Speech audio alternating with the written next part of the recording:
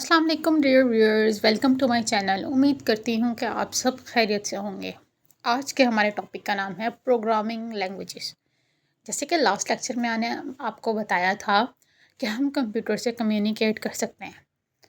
उससे कम्युनिकेट करके हम डिफरेंट टास्क परफॉर्म करवा सकते हैं, डिफरेंट एप्लीकेशंस बना सकते हैं, सॉफ्टवेयर्स बना सकते हैं और कुछ भी हम अपनी रिक्वायरमेंट्स के अकॉर्डिंग पूरा कर सकते हैं। लेकिन उसके लिए हमें कंप्यूटर की लैंग्वेजेस आनी चाहिए। ठीक है, तो 2 टाइप्स की मैंने आपको बताया था कि प्रोग्रामिंग लैंग्वेजेस होती हैं। तो हम उन लैंग्वेजेस को आज डिस्कस करना शुरू करेंगे और हम उनको विद एग्जांपल्स देखेंगे कि रियल लाइफ में उसके साथ हमारी कौन सी एग्जांपल जो है वो सिमिलर होती है और कौन से सॉफ्टवेयर बनाने में हमें कौन सी लैंग्वेज आनी चाहिए और हमें क्या चीज़ ज़्यादा फोकस करनी चाहिए।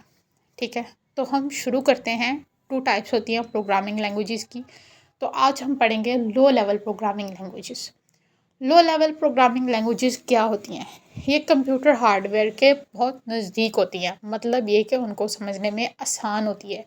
Computer can understand these languages easily. In languages को कंप्यूटर इजीली अंडरस्टैंड कर सकता है और design for the control of computer hardware. Computer hardware को कंट्रोल करने के लिए डिज़ाइन की जाती है। Require deep knowledge of internal structure of computers. ये इंटरनल स्ट्रक्चर ऑफ कंप्यूटर्स के लिए हमें इसका डीप नॉलेज रिक्वायर होता है और directly translate into machine code and assembly code. ये असेंबली कोड और मशीन कोड में डायरेक्टली ट्रांसलेट हो जाती है। ये हमारे पास लो लेवल प्रोग्रामिंग लैंग्वेजेस के कुछ टाइप्स हैं। तो स्टूडेंट्स, आपकी बुक से ही ये पॉइंट्स हमने उठाए हैं। ठीक है, अगर आपको उनकी समझ नहीं आती तो आप इनको इजीली अपनी वर्डिंग में लिख सकते हैं और पॉइंट्स बना के आप अपने एग्जाम्स में भी लिख सकते हैं। तो ये आपको इजी वे में समझाने का मकसद है कि low level programming languages basically होती कैसी हैं। ये कंप्यूटर हार्डवेयर के नियर होती हैं और उसके बाद ये डिज़ाइन की जाती हैं हार्डवेयर के लिए। इनके लिए डीप नॉलेज रिक्वायर होता है और ये डायरेक्टली मशीन कोड और असेंबली कोड को ट्रांसलेट कर देती हैं। ये हमारे पास होती हैं लो लेवल प्रोग्रामिंग लैंग्वेजेस। इनमें हमारे पास और भी कुछ रिक्वायरमेंट्स और कुछ पॉइंट्स होते हैं। तो हम नेक्स्ट इनकी तरफ मूव ऑन करते हैं कि इनके बेनिफिट्स कौन से हैं हमारे पास लो लेवल प्रोग्रामिंग लैंग्वेजेस के। ये मोर एफिशिएंट होती है। ठीक है, मतलब ये हमें ज़्यादा मुश्किल नहीं क्रिएट होती इसके लिए और ये फास्ट होती हैं लो लेवल प्रोग्रामिंग लैंग्वेजेस। इसका मतलब है कि हमें हाई लेवल प्रोग्रामिंग लैंग्वेजेस से भी ये एफिशिएंट लगती हैं और फास्ट लगती हैं कि इनको प्रोसेस करना इजी होता है। नेक्स्ट हम देखते हैं जी लो लेवल प्रोग्रामिंग लैंग्वेजेस, इनके हम टाइप्स को, कि इनकी कौन कौन सी टाइप्स आ जाती हैं।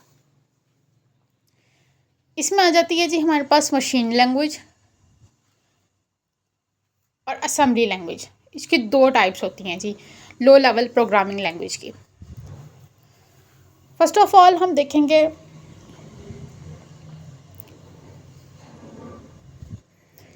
इनके डिफरेंट टाइप्स हैं, लेकिन हम सबसे पहले देखेंगे मशीन लैंग्वेज को कि मशीन लैंग्वेज क्या होती है।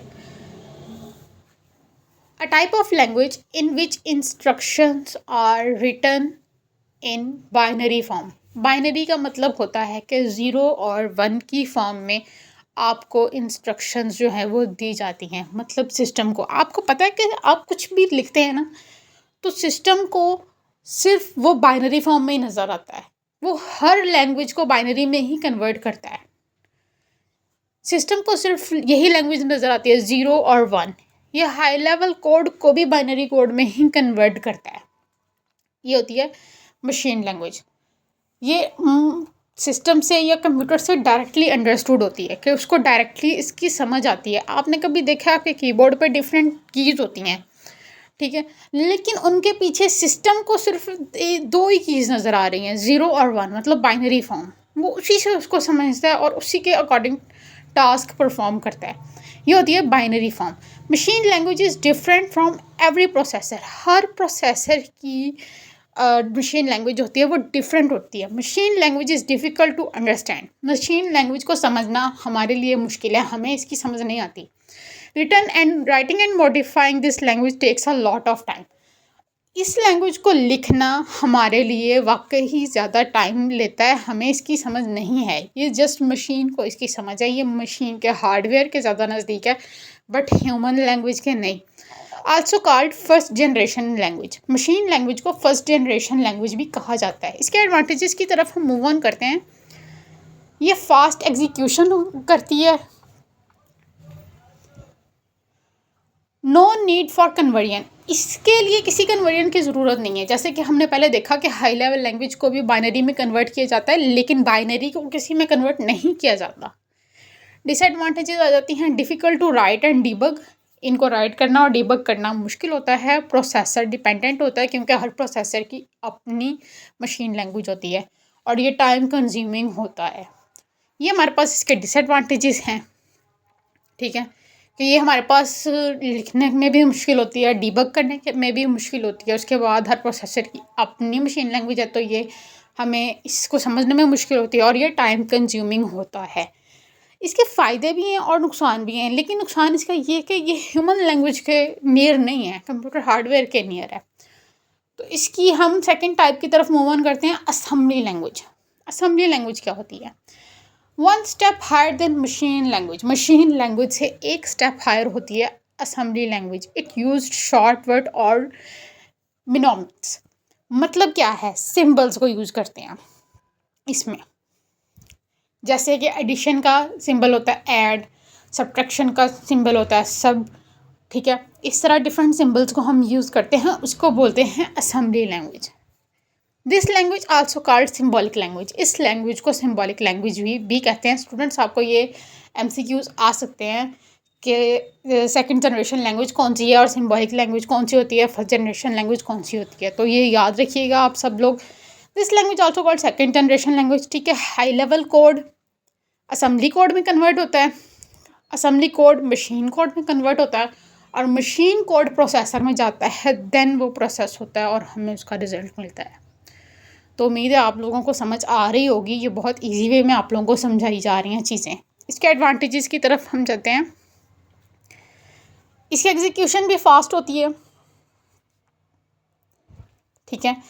ये मोर कंट्रोल होता है उससे, मशीन लैंग्वेज से ज़्यादा। ऑप्टिमाइजेशन होती है इसकी, ऑप्टिमाइज करना इजी होता है इसको। ये हमारे पास इसके एडवांटेजेस हैं असेंबली लैंग्वेज के। नेक्स्ट हम देखते हैं डिसएडवांटेजेस। डिसएडवांटेजेस क्या हैं? ये भी आपको शॉर्ट क्वेश्चंस आ सकते हैं। हार्ड टू लर्न, इनको लर्न करना आसान है, मुश्किल है सॉरी। टाइम कंज्यूमिंग होता है ये भी। प्रोसेसर डिपेंडेंट, ये भी प्रोसेसर पे ही डिपेंड करता है। जिस तरह मशीन लैंग्वेज हर प्रोसेसर की डिफरेंट होती है ना, उसी तरह असेंबली लैंग्वेज भी हर प्रोसेसर की अपनी ही होती है, डिफरेंट होती है। तो नेक्स्ट लेक्चर में इंशाल्लाह हम हाई लेवल प्रोग्रामिंग लैंग्वेज पे डिस्कशन करेंगे और उनकी एग्जांपल्स को देखेंगे।